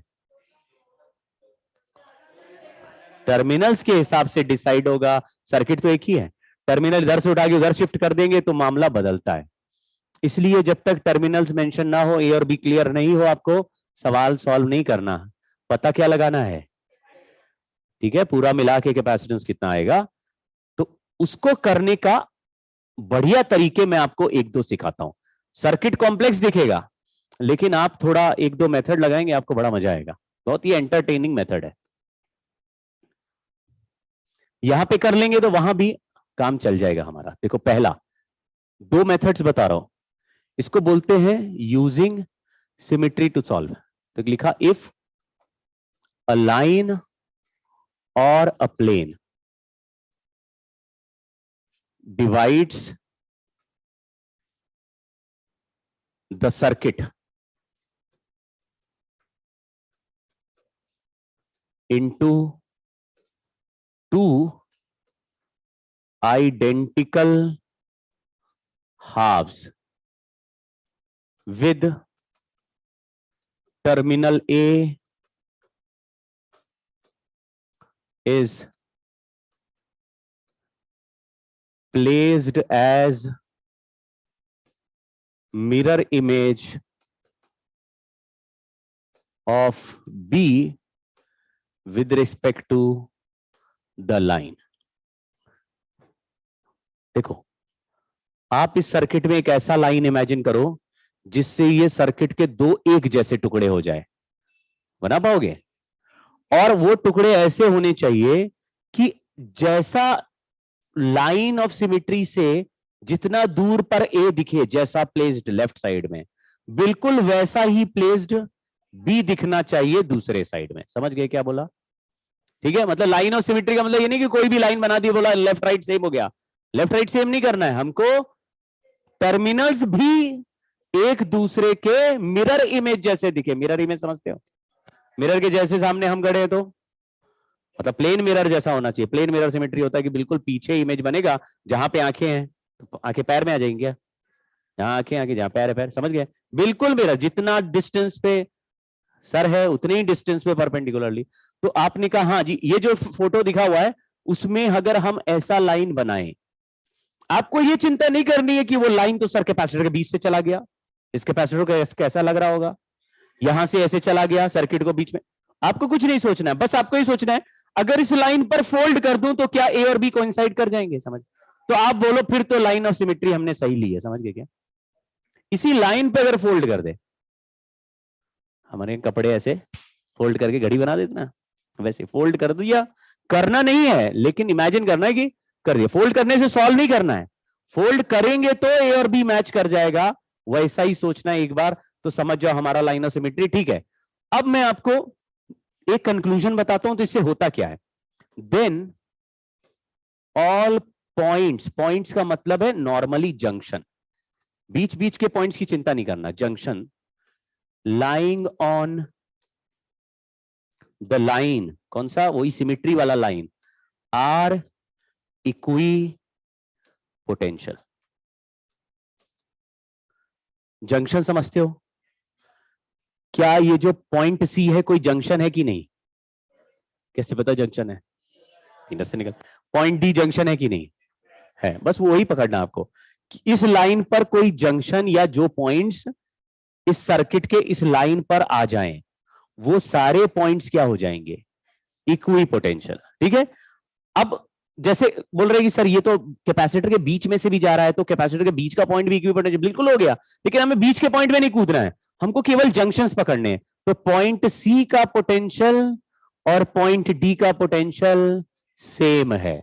अगर सी और डी के बीच में कोई कैपेसिटर लगा, यानी कि इस लाइन पर कोइंसाइडिंग कोई कैपेसिटर आ गया जिसके ऊपर और नीचे दोनों पॉइंट के बीच में ही कैपेसिटर है और ये दोनों इक्वी पोटेंशियल है, तो इस कैपेसिटर पे पोटेंशियल डिफरेंस जीरो हो गया। तो जीरो हो गया तो इसमें चार्ज नहीं जाएगा, और जिसमें चार्ज नहीं जाता उसका हम उठा के फेंक देते हैं। तो आप ये सोचो कि ये कैपेसिटर बीच से हट गया। अगर ये आपको पता चल जाए कैपेसिटर लगा जरूर है लेकिन इसमें कोई चार्ज जाने वाला नहीं है, तो इस कैपेसिटर को हटा दे, तो क्या ये सर्किट अब 1 सेकंड में सॉल्व हो जाएगा कि नहीं? ऊपर का रास्ता, बीच का रास्ता, सीरीज, नीचे फिर तीनों पैरेलल दिख गए क्या? ये दोनों मिलके क्या हो गया? C/2। ये दोनों मिलके क्या हो गया? C/2। ये C है, C/2 पैरेलल, C और C मिलके आंसर क्या हुआ? 2C हो गया। समझ गए? तो हमने ये तो लिख दिया कि अगर लाइन ऑफ सिमेट्री बनाया तो टर्मिनल एक जैसे दिख रहे हैं, सारी कंडीशन हमारी सेटिस्फाई हो गई, तो क्या फायदा हुआ? उस लाइन पर सर्किट के जो भी पॉइंट या जंक्शन आपस में टच करते हुए लाइन से जा रहे होंगे वो सारे पॉइंट इक्विपोटेंशियल हो गए। और ऐसे जंक्शंस लाइन ऑफ सिमेट्री वाले के जंक्शन पे कोई कैपेसिटर कनेक्टेड हो गया तो वो कैपेसिटर हटा देंगे। समझ गए क्या? तो अब कंक्लूजन कि ऐसा हो जाए, इक्विपोटेंशियल हो जाए तो क्या फायदा? तो हमने बोला any capacitor connected between two equipotential points is removed। समझ गए क्या?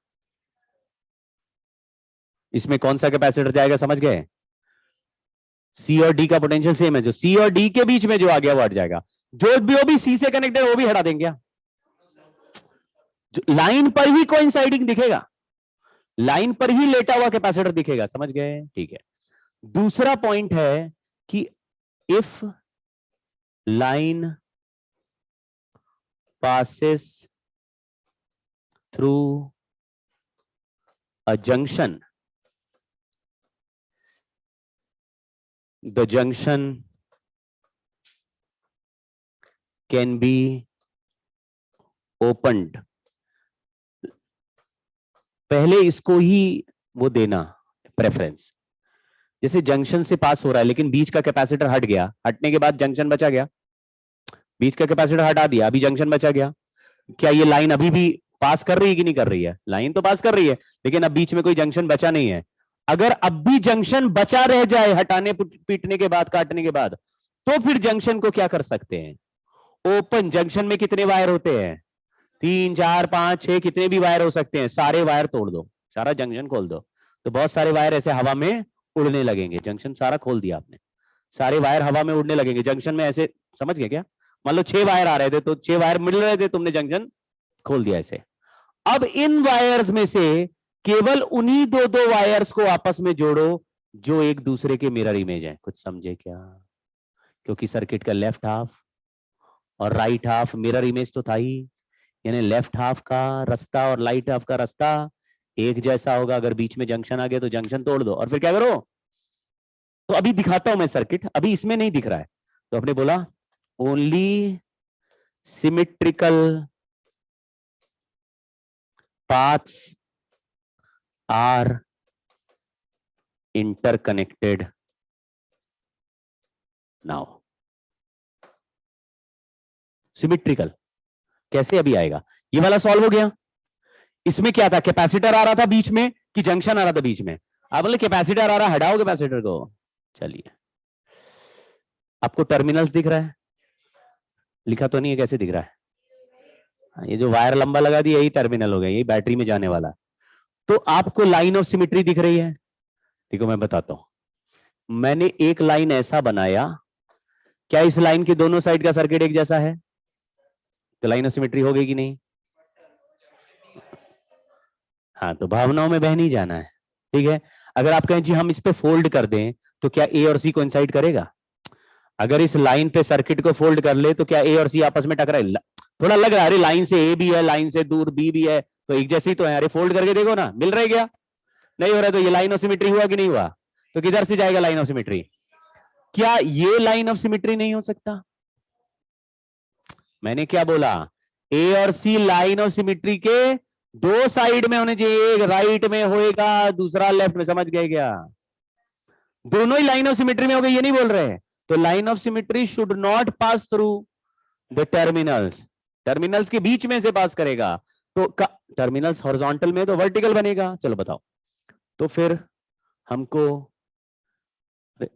हमको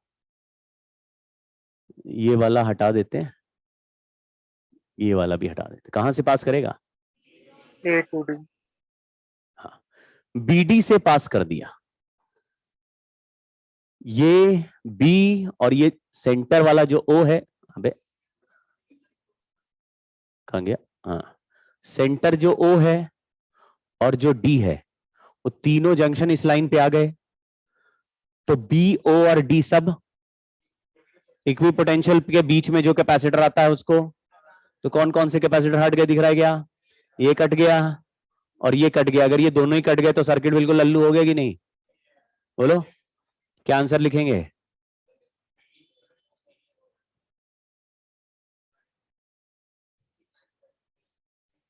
three C by two, 3C/2।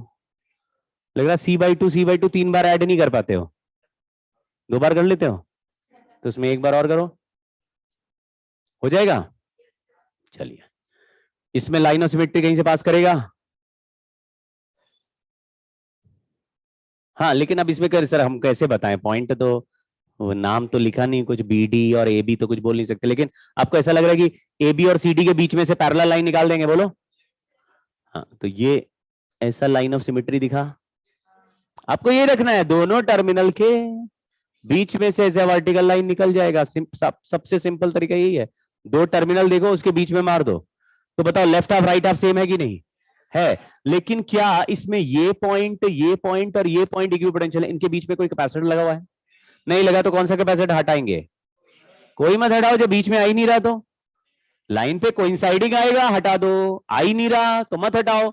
लेकिन क्या 4 रास्ते का जंक्शन इसमें बन रहा है? अब क्या करेंगे? वो जंक्शन के 4 तार जोड़ दो और फिर आपस में 2 को ही जोड़ो, लेकिन किसको किससे? तो मैं बोलता हूं, ये रास्ता नंबर 1 है, ये रास्ता नंबर 2 है, यहां पे 3 है, ये है 4। बोलो, 4 तार तोड़ दिए, लेकिन आपस में 2 को जोड़ना है, तो 1 से 2 भी तो जोड़ सकते हैं। समझ गए क्या? सिमिट्री, लेफ्ट हाफ वाला राइट हाफ से सिमिट्रिकल पॉइंट्स जोड़ना है, नीचे से ऊपर नहीं जोड़ना। समझ गए? सर्किट में करंट किधर से किधर जाएगा?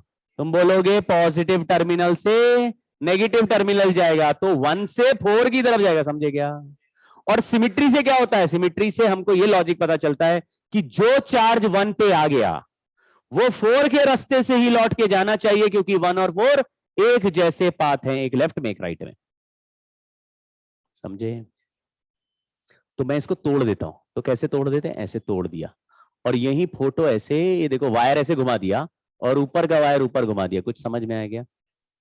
तो आपको दिखेगा एक कैपेसिटर, 2, 3, 4, ये तो ऐसे हैं। यहां पे बीच में एक कैपेसिटर घूमते हुए यहां आ गया, यहां पे बीच में कैपेसिटर घूमते हुए यहां चला गया। बोलिए, ये टर्मिनल्स हो गए A एंड D। अब सॉल्व कैसे करें समझना। मान लो इधर से अंदर घुसते हैं सर्किट से, कितने रास्ते डिवाइड हुए? तीनों पैरेलल में जाएंगे, लेकिन ये रास्ता यहां पे सीधा मिल गया, ये दोनों डायरेक्ट पैरेलल हो गए। कुछ समझे क्या? मतलब ये C और C/2 है, और ये, तो ये दोनों को पहले ऐड कर दिया, ये C/2 हो गया, ये C हो गया, तो ये 3 मिलके 3C/2 हो गया। मतलब नीचे का पूरा रास्ता खत्म हो गया, तो इसको हटा देंगे। ठीक है, अब यहां से गया ऊपर और फिर 2 पार्ट में डिवाइड हुआ, मतलब कि ये वाला रास्ता आगे चल के 2 पार्ट में डिवाइड हुआ। मतलब जब डिवाइड होता है तो पैरेलल बनते हैं, मतलब ये दोनों पैरेलल आपस में बनेंगे, तो इन दोनों को पैरेलल ऐड करेंगे तो ये भी 3C/2 है। लेकिन ये 3C/2 इन दोनों के साथ कनेक्ट होने के बाद नीचे पैरेलल बन रहा है। ये दोनों किस में आ गए हैं? तो ये रास्ता गया ऊपर, ऊपर वाला तीनों मिलके हो गया 3C/2, ये C था, फिर यहां से नीचे आ गया C, और यहां पे बन रहा है एक 3C/2 का, और ये A है, ये D है। याद रखिएगा, टर्मिनल टू टर्मिनल ही चलना है, A और D है। तो बोलो, A से एंटर करेंगे तो एक रास्ता A से D जाएगा, दूसरा घूम के A से D जाएगा। ये दोनों रास्ते पैरेलल हैं, लेकिन ये तीनों पहले क्या है? तो पहले सीरीज लेंगे, बाद में पैरेलल लेंगे। ये C और C मिलके C/2 और 3C/2 है, तो 3C/8 हो गया। कैसे निकालते हैं? C1 C2 upon C1 plus C2। ये फॉर्मूला सुना है? इसमें C/2 कहां से आ गया? ये सी और सी मिलके पहले ही C/2 बना दिया, फिर C/2 के साथ मैंने सीरीज ऐड कर दिया। वैसे तीनों सीरीज हैं। दूसरा तरीका ये नहीं लगा सकते थे कि 1/C effective is 1/C1 plus 1/C2 plus 1/C3। कोई समझा गया? फिर इधर से हम एलसीएम ले लेते हैं। यहां लिख दिया 3, यहां लिख दिया 3, ये लिख दिया 2। कितना हुआ? 8/3C। तो 8/3C हो गया। ये 1/C इफेक्टिव आया। रेसिप्रोकल वाला तरीका मैं नॉर्मली अवॉइड करता हूं। उसका लॉजिक क्या है कि लोग इतनी जल्दी में होते हैं कि ये देखते हैं 8/3 लिख देते हैं, समझ गए क्या? और पलटते दोबारा नहीं है, इसलिए मिस्टेक हो जाती है। और एक जगह भी गड़बड़ हुआ तो पूरा आंसर खराब हो जाएगा। कोई नहीं, फिर पार्शियल मार्किंग भी मिलती है क्या कि नहीं? सोचा तो सही था तुमने। 3C/8 हो गया ऊपर का रास्ता, और नीचे का रास्ता है 3C/2। दोनों सीरीज है, नहीं सॉरी, दोनों पैरेलल है, दोनों पैरेलल है। तो 3C/8 प्लस 3C/2 15C/8, ये हमारा फाइनल आंसर हो गया। आंसर सॉल्व करना इसलिए बड़ा आसान था कि मुझे पता चल गया ये बीच में जंक्शन काटेंगे, सीरीज पैरेलल सीधा हो जाएगा। जंक्शन नहीं काटेंगे, बहुत डिफिकल्ट सवाल है, होता नहीं सॉल्व ये। ठीक है, तो दो चीजें सीख गए। लाइन ऑफ सिमेट्री सर्किट के बीच में जाएगी। अगर लेफ्ट हाफ राइट हाफ बिल्कुल सेम लग रहा है तो सिमेट्री बार, और ए और बी टर्मिनल भी इधर उधर लेफ्ट हाफ राइट हाफ में बैठे, बिल्कुल सिमेट्री बन गई। फिर आप इस लाइन पर अगर कोई कैपेसिटर आ गया उसको हटा दो। अगर इस लाइन पर कोई जंक्शन आ गया तो उसको ऐसे ओपन करो कि लेफ्ट हाफ वाला राइट हाफ से जोड़ देंगे, नीचे से ऊपर में नहीं जोड़ना है, लेफ्ट से राइट, क्योंकि चार्ज किधर से किधर जाता है? टर्मिनल टू टर्मिनल चार्ज आता है। तो चार्ज इधर चलेगा फिर इधर जाएगा, वो वापस थोड़ी ना लौट जाएगा कि पॉजिटिव से गया और पॉजिटिव में वापस। सर अगर कैपेसिटर और जंक्शन दोनों आ गए? हाँ, तो पहले कैपेसिटर हटाओ, कैपेसिटर हटाने के बाद चेक करो कि जंक्शन बचा या नहीं। अगर जंक्शन बचा ही नहीं तो फिर हटाओ, क्या मत हटाओ। समझ गए? पहले कैपेसिटर हटाओ, कैपेसिटर हटाने के बाद जंक्शन बचा हुआ है तो फिर सिमेट्री खोल दो। अगर उसके बाद जंक्शन ही नहीं बचा तो फिर मस्त बस्ते पैक कर लिए हैं सबने। बिल्कुल ऐसे तैयार हो तुम लोग। हाँ, 3 घंटे तो नॉर्मल था, थके थोड़े ना थे। थके थे क्या? यहां पे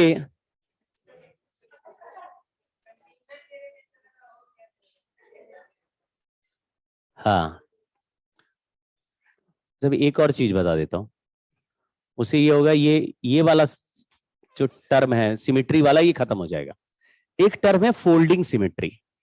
ये फोल्डिंग सिमेट्री, जैसे अगर ए और बी टर्मिनल लेफ्ट राइट में है तो लेफ्ट हाफ और राइट हाफ एक जैसा दिखे तो पहले वाला सिमेट्री था, उसको सिमेट्री बोल रहे हैं। तो फोल्डिंग सिमेट्री बोल रहे हैं जब टर्मिनल ए बी के ऊपर नीचे का सर्किट एक जैसा दिखे, लेफ्ट राइट का सेम नहीं दिखे। तो देखो जरा, if line A B is line of symmetry,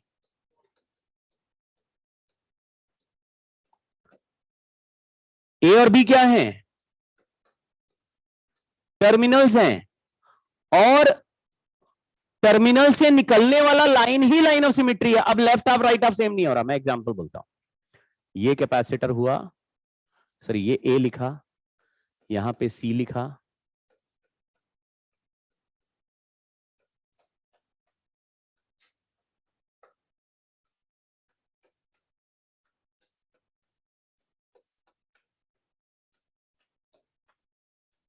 कुछ बना दिया ऐसे। अभी आप बोलोगे ये तो वैसे भी सॉल्व कर लेंगे, कर सकते हो, लेकिन मैं आपको एक सर्किट बना के दिखा रहा हूं। मान लो ये है, या चलो ठीक है, चलो अभी यही लेके चलते हैं। मान लीजिए सर्किट है, यहाँ पे सी सी और सी सी सी ऐसे लिखा है, यहाँ पे 2C 2C C 2C 2C लिखा है। क्या बीच में लाइन ड्रॉ कर दें, left half right half same आ गया? सेम नहीं आया। तो बीच में लाइन ऑफ सिमेट्री बनेगा क्या? बनने का कोई सेंस भी नहीं है, ठीक है ना, सीधा सीधा चल रहा है लेकिन बन नहीं रहा। लेकिन अगर अपर हाफ देखें सर्किट का और लोअर हाफ देखें तो एक जैसा लग रहा है। देखो यहां से उड़ते हुए सी का रास्ता दिखा, फिर 2C का, और यहां पे सेम ही तो है। तो अपर हाफ लोअर हाफ अगर सेम दिख गया तो आप इस सर्किट को फोल्ड कर दो, ठीक है। तो हमने बोला फिर fold the circuit about line A B. आपको ए बी लाइन दिख रही है? देन और and double each capacitor fold कर पाओगे? बहुत मुश्किल बात लग रही है। सब सोने चल दिए लग रहा है, एकदम रिलैक्स, सब लेट गए ऐसा लग रहा है कि सर आप बोलो, हम तो दुकान बंद हो गई है।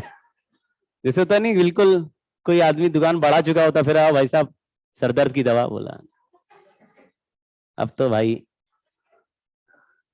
तो अभी तुम लोगों का हाल यही है, दुकान बंद है, आपको बोलना बोलो, हम नहीं सुन रहे। फोल्ड कर दो, केवल इतना ही बोल रहे हैं, फोल्ड कर दीजिए। मान लो फोल्ड कर दिया तो जो कैपेसिटर फोल्ड होके टकराएंगे वो डबल कर देंगे, बस डबल कर देंगे, क्योंकि सिमेट्री है तभी फोल्ड करे, समझ गए क्या? ऐसे यहां C1 C2 होता है, यहाँ C3 C4 होता, तो भी कहते हैं ऊपर का सर्किट नीचे का एक जैसा लग रहा है, क्यों भाई? तो सिमेट्री है यानी बिल्कुल आइडेंटिकल है तभी फोल्ड कर रहे हैं। फोल्ड कर मतलब नीचे भी C है ऊपर भी C है, डबल कर देंगे यानी C प्लस C मिलके 2C हो जाएगा। अलग अलग हुआ तो फोल्ड करेंगे ही नहीं, वो कॉन्सेप्ट ही खत्म हो गया, ठीक है। तो अभी मैं केवल नीचे से ऊपर मोड़ रहा हूं, तो A दिखना और सर्किट बताओ, यहां पे 2C हो गया, ये 2C हो गया, लेकिन ये C ही रहा, दिखा गया? क्यों? अबे ये थोड़ी ना फोल्ड हुआ, समझ गए? इसके ऊपर फोल्डिंग चल रही, लेकिन इसको कोई साथी नहीं मिला, ये C बैठा हुआ।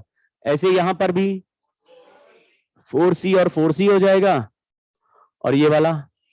तो कई बार कॉम्प्लेक्स सर्किट थोड़ा इजी बन जाता, मतलब अपर हाफ आधा सॉल्व करना है, बीच की सर्किट कट जाते हैं, ऐसे फोल्ड करके मिल जाता है।